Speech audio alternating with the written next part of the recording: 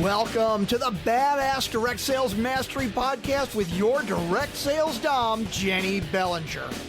Badass Direct Sales Mastery is a podcast for rock star direct sales moms who are determined to make their business kick ass. Jenny will share her knowledge of effective sales and recruiting techniques, tips to get what you want from your business, and will interview direct sales professionals and leaders from various companies. The interviews will give insight to how these rock stars got to where they are and where they plan to grow in the future. And now, the direct sales dom, Jenny Bellinger. Welcome back to another episode of Badass Direct Sales Mastery. I'm your host, your direct sales dom, Jenny Bellinger. And I have with me today, Carol Bastien. And Carol and I met, of course, no one who's been listening to the show for very long is going to be shocked about this. We met through BNI because everybody who knows me and has been listening to the show knows that I am a huge BNI fan. I've been a BNI member for over 10 years now. And when I met Carol, I knew I had to have her on the show because she has an amazing story to share with us today. So Carol Bastien began her own journey in nutrition after coming to a health crisis with her own family. For the past 25 plus years, her focus has been working with the Juice Plus company, sharing about whole food nutrition and prevention. Carol is widely recognized in her community as a professional that helps bridge the historical divide between conventional and alternative approaches to health and wellness. Carol first began her health career as a surgical technician and then chose to be a stay-at-home mom to raise her two sons. Being a strong athlete, Carol played competitive racquetball for 20 years and also achieved and served as a certified racquetball instructor with Southern Illinois University in Carbondale for 5 years while traveling and competing in tournaments. Carol received her LEAN Lean Coach certification with the Dr.William Sears Lean Coach program, and also her personal trainer and group fitness certification, and completed the 2009 St. Jude Memphis Marathon and the half marathon in 2010 through 2015. Carol is most proud of her family, her husband, Randall, of 41 years, their two sons, daughter-in-law, and two beautiful granddaughters. Welcome to the show, Carol. Thank you so much. Oh my gosh. I appreciate that warm welcome. No, that was a lot. But it is, and it's impressive because even in the one-to-one that you and I had a couple of months ago, I didn't even know all those cool things about you, that you were a certified racquetball instructor, that you competed nationally in racquetball. That's so cool. Yes. I came after my husband and I got married. I was looking for something to get more active, and there happened to be a brand new racquetball facility opened up in DuQuoin, Illinois. And that's what everybody was doing. And I fell in love with it. It was just so much fun. And so then it happened. 20 plus years playing racquetball. Enjoyed every minute of it. That's awesome. Do you still get to play for fun now?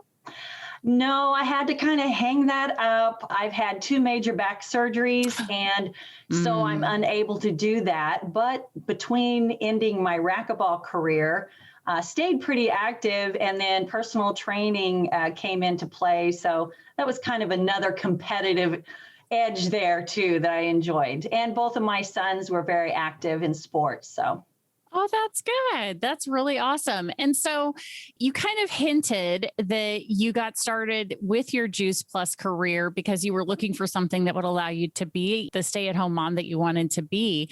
So tell us, what is your story that specifically got you into Juice Plus in particular? Because there are a lot of health and wellness companies out there. What got you into Juice Plus?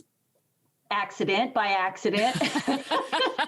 And actually it was my own health that got me into Juice Plus. And I was introduced to Juice Plus. Actually, it was in about 1994-ish. And because of my activity playing racquetball and just being a very busy mom, like a lot of other people, I took very good care of myself, I thought. But my activity level and my nutrition level didn't match up. And that ended up with some health issues. And I was introduced to Juice Plus. They said, hey, you need to give this a try. I did. It worked for me and started feeling better. And then a little bit down the road, a few years into that, I decided, I think I want to join this company. I really love what it's done for my family. I started sharing it with other people. And so it really did kind of happen by accident. And but really didn't look at it as a business till later, about 6 to 7 years ago, because a lot of life happens in between there, kids and college and other careers. And this just has been something that no matter where my life has been, it has always been something I was able to do, whether it be part-time, sometimes it's full-time, sometimes part-time. Yeah. But it's just been there for me, always been there. That's awesome. So in your 25 years, what would you say is probably the achievement that you're most proud of that you have accomplished with your Juice Plus business? Well, I had achieved the senior sales coordinator level, and I took the long road, which is okay. And I think that's my experience with this company and how I've done things is I've done it at my own pace. And that's what I've enjoyed about this, that it wasn't demanded that I do it at a specific time or anything. But as my life changed and I had a little more time available to me, or I think it was really more that I just got more of a passion for what I'm doing. And there's just more of a need here today. So achieving that level was a big step for me and more of that leadership role.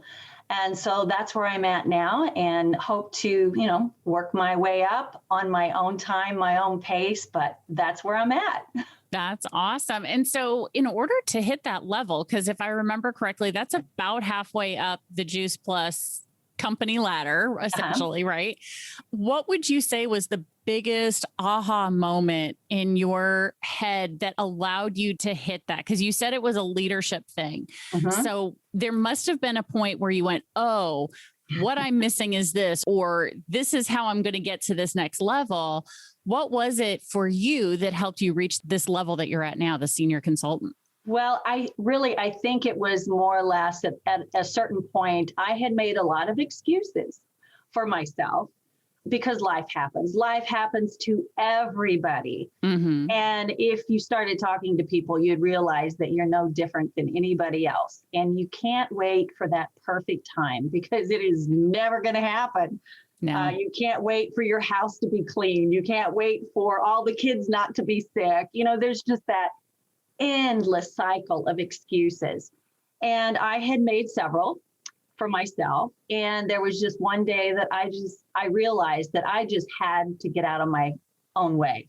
I just had to make that decision that even I'm going to set small goals, make myself accountable, and, express those goals that I wanted to go for. And it may have been that I just wasn't ready until that particular day. But I think really it was my own excuses that got in my way. And so, in that sense, if anybody's procrastinating on going forward in whatever it is you do, just know that the timing is right now. You may have to go minute to minute, day by day. Right now, we've all been going day by day. So just get out there and do it.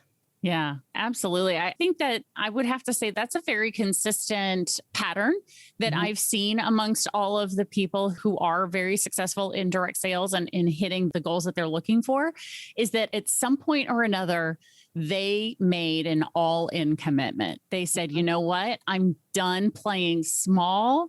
It is my time to go forward and I'm going to give this my all. I'm not going to let me or anything else hold me back. And I think that's a big difference between those who are in that 1% in the world of direct sales and network marketing and those who are in the 99% is literally just the decision. And I don't mean like that small voice that says, I think I'm going to do it this year. If the word think is in the sentence, you have not decided. No. it's the difference between people who quit smoking and the people who are just taking a pause on their smoking journey, right? I'm sure we've all seen that. There are people who just one day they are able to quit cold turkey because they decided they were no longer a smoker, right? I think the same is true for our business. Who would have thought we would be equating smoking with our direct sales business?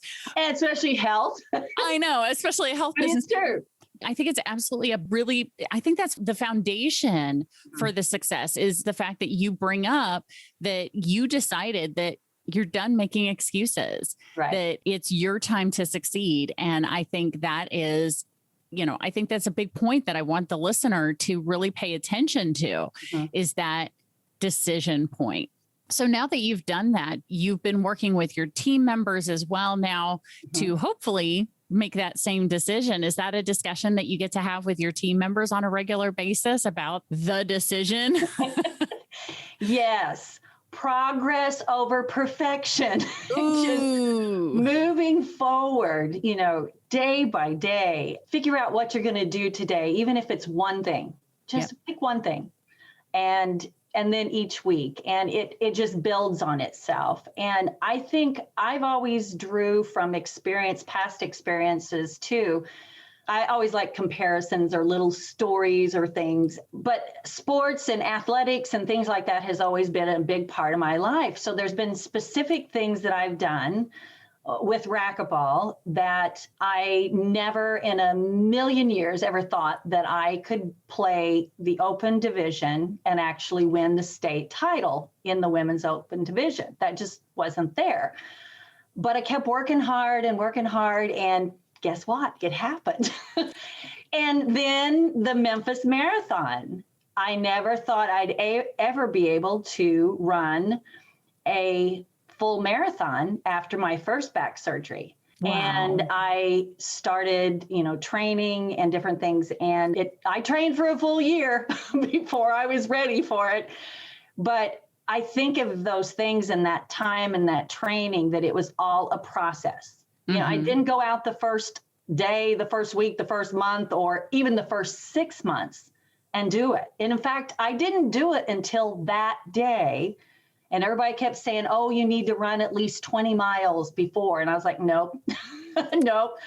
If I can get 17 in a training session, I know I can get the rest. And so that's things that I have done and kind of went back to personal experiences that I have succeeded and done a goal. And so then I started using that within my business. Oh, I love that. Okay. So one of the episodes that you're going to want to go back and listen to is an episode I did with Michelle Nedelec, because she talks about a very similar concept, which is if you're not feeling confident in a particular area yet, go find something else that you're confident in. And the example she gave in this particular episode, and I know this just because I just happened to listen to this particular episode a few days ago, because I was on with Michelle Nedelec for 3 days on my summit. And I was like, man, I need to go see what she talked about on her episode again, because I wanted to hear it again. And the example she used is, how confident do you feel in tying your shoelaces? You do it without looking. We don't even have to look at our shoelaces. We are so confident that we can tie them, that we can do that. Now, she'd walked me through a process of, okay, so what does that confidence look like and feel like in your body? Like, where is it? What does it look like? If you had to associate a place in your body, where is that confidence? What color is it? How does it make you feel? And going through that whole process, then she goes, okay, now you take that and you just apply it to this other area where you're not as confident yet. And she said, it's not faking it, because you're not faking it. That is your real confidence and moving it over. And I think that is brilliant, that you're taking the confidence of being a great mom or confidence of running your business and turning around and putting that into your sports, or vice versa. So you're like, oh, I feel really good about racquetball. Well, now it's time to take that confidence and put it into my business. I think that's brilliant. I love that, love that, love that. So in your case, as you were doing that, which direction were you taking that? Were you taking your confidence in your sports and your athletics and putting it into your business? Yes. And what were the specific concepts that moved over from sports to your business? I think I know it was the mental. It was the mental. I like within sports, that the mental part was always the hardest part. And any good elite athlete has to have the mental, and you have to visualize those things. So I would go through a visualization of how a match was going to go even before. Or so if things start going poorly, what am I going to do? Am I going to take a timeout? Am I going to walk the court? Am I going to, there's all different things. Right. But what was I going to do to get back into my own head? And I would say that's the biggest thing that I have taken from the sports is the mental part into my business. So, but, because not every day is a great day. It's not always a sunny day. Right. Some days are just hard. Some days that just suck. What can you say? So as you're going through that visualization then for your business, what are some of the visualizations that you have put yourself through in order to get yourself in the right mindset to accomplish what you want in your business that day? Especially before I make calls or things. Again, I do that visualization again of how the call is going to go. I always want to make sure that I'm being positive. I want to take excuses from other people. I want to take those things that they'll say, oh, well, it's not the right time, or it's too expensive, or it's, for whatever million, I can't do pills, So when I start talking to them, I take all of those objections away. You try to in the first couple sentences and just bring up the fact that, oh, wow, this is an amazing way for you to get all these fruits and vegetables in your body. And the great thing about it is so affordable. So I've already took that off of the table for them where they can't really say, oh, well, I don't know that I can do that. So that's how I try to do that within my business with calls and things like that. I think that's a great idea because one of the things I'm regularly teaching my clients is to go through and visualize what you want. So in this case, you're using it for your calls, putting yourself in the right mind frame, putting yourself in the positive mindset, getting yourself to smile. I'm assuming you're smiling before you even pick up the phone and smile and dial, right? Yeah, there you go. And oh my gosh, people, I want to point out that Carol just made an amazing point here, guys. She actually picks up the phone and calls people, right? Yeah. And some days I don't want to, but we do what we got to do. But you know what? Those days that I am not really feeling like smiling and dialing or whatever, usually those are the days when I talk to my customers or whoever it is I want to talk to. They bring me up because that call turns into them either, oh, thank you so much. Maybe they're not interested in what I have to offer, but thank you. It was so nice to hear from you. And gosh, that just makes me feel better. So yeah, absolutely. And I think that's a really great point to make is that when you aren't necessarily feeling motivated to do the thing that you need to do, you can visualize what you get when you do enough of these phone calls, that you get enough of the clients, when you get enough team members, right? When you help enough other people get what they want, when you help enough other people get the health that they want, when you help enough other people get the lifestyle that they want because of the business that they're doing, right? When you help enough other people do that, just the visualization of looking at what it is that you're wanting to accomplish should be enough. Literally just taking 2 minutes. It doesn't take very long. You don't have to sit there and meditate for 20 minutes on this visualization. No, 2 minutes of planning out and looking at what does that life look like when I've achieved what I wanted? What does it sound like? What does it smell like? What does it look like? What does it feel like? And I mean both emotional feelings and tactile feelings, the feel of the leather in the car that you're going to earn, or the feel of the wind on your face when you're on the incentive cruise that your company is offering. Like all those things, include all of those things in your visualization. And trust me, you'll be more than ready to pick up the phone after 2 minutes of going, okay, I'm ready, Yeah. pumped, I'm ready to go because I can smell the leather of that car, or I can smell the new car smell, right? So I think that's something that I really want to point out to people is, when you're not feeling like doing it, a little bit of visualization can help you get there. So thank you, Carol. That's awesome. That's a great pointer. Well, and so many people right now just want that connection more. And we're getting out more in public, but there's still a lot of people that aren't comfortable and they are so lonely and they just need somebody to talk to. So yeah, absolutely. And what's also interesting too is if you haven't already pre-scheduled the call with somebody, if you're calling out of the blue, I'd be willing to bet, Carol, you probably leave more voice messages than you do have actual people picking up the phone, right? Yeah. Yes, you do. Yeah. Because a lot of people now, even like myself, if I don't recognize a number, I always say, if it's important, they'll leave a message and then I'll call back if it's somebody I know. But yes, you're right. Yeah, exactly. So many of us, I think, begin to tell ourselves, oh, I have to make 10 phone calls a day and that's going to take forever and blah, blah, blah. No, it probably will take you fewer than 10 minutes to make 10 calls because the likelihood of somebody actually picking up the phone is pretty small and they're going to listen to your voice message. And so as long as you're wording your voice message in such a way that they want to call you back, then you're not spending the time up front. You're spending the time on receiving the call that they called you. Yes. Right? Yes. They called you back. And so I think that is something that I think will help shift people out of the, I got to call people to, I get to go leave 10 voice messages. And if someone actually does pick up, just be ready to ready to talk. Ready to talk. Another tool that I use is, and I found with some people, this does work better for them. And if you kind of know your customer or who you're talking to, but is to use voice text messaging. That way they can hear your voice, they can hear your enthusiasm or whatever. And most of the time they will listen to that because it's just easier.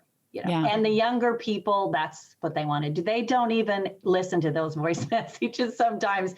So if you know your client, your customer, your prospect or whatever, you might want to pick one of those. But that's another way they can hear your voice. Right. Yeah, I think you're absolutely right because you just can't ever there's no font that tells people that you've got a smile on your face as you're typing it, but people can literally hear a smile in your voice. It's really interesting. You can tell the difference between two people who pick up a phone at a customer service call. If you're calling, to get something fixed, right? Yes. And you can tell who's smiling and who's not when they answer. Yes. So, and the same is true when you leave those voice texts. Or one of my favorite things to do to reach out to people is through Facebook Messenger and the voice messaging feature that they have through that, because then that also limits the length of the voice message. So you get 1 minute to say what you're going to say and you either delete it or send it. Right. Yeah. And so I try and keep it to just one because I don't want someone looking and seeing like a minute. Another minute, right? Another 38 seconds. I don't want them to see that they're now going to have to do 2 minutes and 38 seconds of listening before they can respond to something. Right. I want one short message going out to them that just says, hey, I was thinking about you, or hey, I actually sing happy birthday to people through Facebook. It's just a really fun way for people to hear from you, connect with you, as you said, and really get to then want to interact more with you. Right. And I think that's just brilliant. So Carol, as you've gone through, what would you say? So you've been doing this for over 20, almost 25 plus years now. What would you say is your secret to direct sales success? Well, my secret is I am rock solid on the company that I work with and also the products that I share. And I've laughed to people. I said, well, if there's a fire in the house, even though I know I can get more, I'm going to grab my Juice Plus and I'm going to grab my pictures. Oh, and the cat and my husband, of course. Yes. But that, I think, knowing that there is whatever direct sales you're in, if you have any questions or you're just not sure, then that may not be the right company for you, because you've got to be, sure that this is what you do. And after 25 plus years, I am definitely rock solid on this. But I think also I had read a book recently and talking about your purpose and your mission and everything. And something that I got from that was, knowing your purpose. And you may think, I thought my purpose was to share Juice Plus with everybody. But what came out of that I really found after doing some digging on my own was that I really do love being a servant and serving others and finding resources for them, whatever it is. I get joy out of that. And so that's something that I feel like is really my purpose, not necessarily my business, but my business is the vehicle that gets me to share to these opportunities, whether it be sharing wellness or sharing Juice Plus or volunteering or helping with different organizations around. So I feel like if you're rock solid and you really know what your purpose is, you're going to be successful at any level. And it doesn't just because, as one of your previous podcasts, and they talked about maybe you don't have a big team and you're a team of one. Yes. That's okay. Be comfortable where you're at. And it's okay not to be at the top, but want to be at the top of the business or the company. If you're comfortable where you're at, and then, there might be we always want to say need to be a little uncomfortable if you want to grow. We still want you to grow, but be confident, I guess, and comfortable where you're at and be rock solid on what you're sharing. Yeah, I definitely agree with that. I think that, and sometimes it's, yes, being comfortable with what you're sharing, but I think the confidence, when you're a little uncomfortable, the discomfort comes from being in a new place or talking to a new person, right? The confidence piece comes into play when you know that you can handle the conversation, right? I think it's not that people should always be uncomfortable with what they're doing. You can still be very comfortable with what you're doing and just be uncomfortable with the fact that you're talking to someone that you don't know yet, or, those kinds of things. So good point. I like to point that out for people. Is I want you guys to understand that when your leaders are asking you to step outside of your comfort zone, they're not saying, okay, now go do something that's like, we want you to jump a plane and go fly into the middle of Mongolia and just completely immerse yourself in Mongolian culture. No, that's not what we're asking you to do. As leaders in direct sales, what we're asking you to do is be willing to pick up the phone and call someone that you maybe haven't talked to in a long time, or maybe you haven't talked to at all ever, and they're just someone who's a Facebook friend. That's the discomfort level of reaching out to someone who you don't know very well. It's not that we're asking you to completely change your life. It's taking little baby steps into those areas of discomfort, right? I agree. Awesome. Good. I know I kind of went on for a little bit but I like people to understand the difference, right? Because I think there's an important distinction there. Yes. So, but Carol, you have some awesome freebies for everybody who is listening right now, and I am so happy to share them. So the first set of freebies that you have for our listeners are what? The first thing I have some wonderful cookbooks they're e-cookbooks that you can access, and I'll share that website and site you can go to. But also then I have some samples if you will just text me. And I will need your address because I'll have to mail them. But just let me know, hey, I want the samples, the Juice Plus samples. I'll be sending you some Juice Plus Complete, some chocolate vanilla, and then also some of our great chewables. Oh, so, cool. We'd love to share that with you as well. That's awesome. So for those of you who are interested in the e-cookbooks that Carol is offering, the link is in the show notes. So for those of you who've done this before, your regular listeners, you guys know how to get to the show notes. For those of you who've never listened to a podcast before, what you're going to do is, as long as you're not driving, make sure you grab your phone, click on the episode that you're listening to right now. And all you have to do is scroll up just a little bit and you'll see the show notes with all of Carol's contact information that she has asked us to share with you guys, including her phone number. So you guys can text her if you want this free samples. And there's also a link to go to those e-cookbooks where you guys can click on those and go download those e-cookbooks for healthy cooking. So Carol, thank you so much for sharing that with us today. Thank you so much. Oh my gosh. Me here.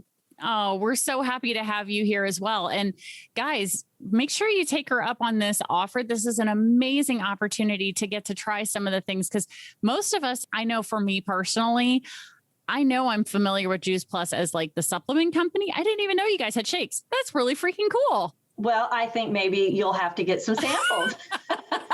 I can hook you up. Oh, that's good to know. Awesome. Well, guys, everybody who's here, I hope you guys reach out to Carol and thank her for this awesome interview. I think the information that has come out of this is going to be something that will help a lot of people in their business. And also make sure you guys reach out to her to check out those cookbooks and for those samples. So thank you for your time and your expertise, Carol. All right. Thank you so much for having me. Oh, we're glad to have you here. And I think we just might have to have you back later because I'm sure you've got more wonderful things to share with our audience as well. I would love to. Yes. Awesome. All right, everybody. Well, we want to thank you guys for listening and make sure you stay tuned because there is another badass episode on its way. Thanks for listening to the Badass Direct Sales Mastery Podcast with your direct sales dom, Jenny Bellinger. Why are you waiting to go to badassdirectsalesmastery.com? Don't make the dom get her whip. If you enjoyed this episode, make sure to share it with another rock star that you know in direct sales after you subscribe to the podcast so you won't miss any future episodes. You can also check out the show notes for links and any contact information mentioned in today's episode. We'll see you next time.